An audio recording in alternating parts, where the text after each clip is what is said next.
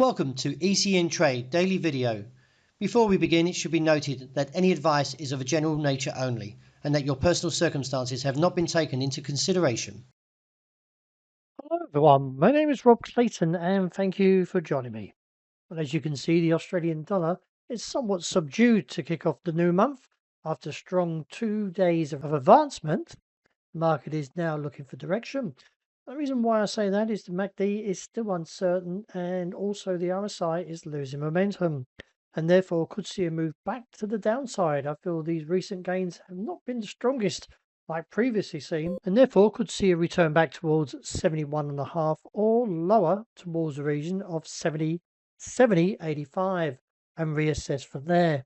Kicking off the new month, the markets were a little bit mixed after the Chinese PMI data offered little direction. Along with that, manufacturing activity remained in contraction territory, while the non-manufacturing sector showed modest improvement. Attention is now shifting towards Friday's closely watched US employment report, with economists forecasting the non-farm payrolls growth of around 95,000 jobs added, and the jobless rates remain around 4.3%. Moving on to the euro, we can see the market is still a little bit subdued as well, and therefore could see the market pull back towards the region of 115.65.70. Given the fact the market has tried to rally, I still feel there is a downside attempt coming in and before any correction view to the upside. The dollar yen, well, it still lingers around the intervention area. As we can see here, the market is still a little bit hesitant towards the upside after this engulfing candle.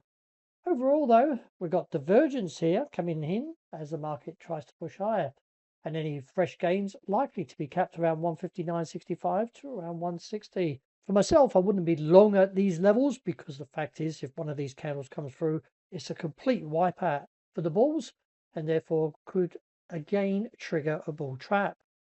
Sterling, like the euro, a little bit to the hesitant side as the market again tries to rally and now looking for a cap probably around 134.80-85.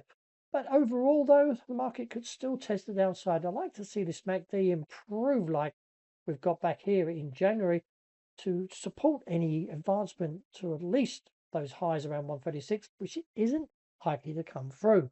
And therefore, a pullback is first seen. Commodities, well, since bouncing off this trend line around 4,350 after a slippage through 4,400, the market is likely to find a little bit of mixed activity into the start of the new month. But that being said, any weakness could find demand and snap back to the upside, look towards 4,600 as a target. But overall, still looking for any weakness towards this trend line could find demand. And oil, well, I'm keeping neutral, but we can see here from $84 a barrel, the market found support like previously and therefore could see a further gain to the upside. Look up towards 96.5 as a potential target. But the broader way, well, it's still very noisy. Well, that's a wrap. Thank you for joining me. And as always, look out for the interest report. I hope you enjoy the great start to the new week.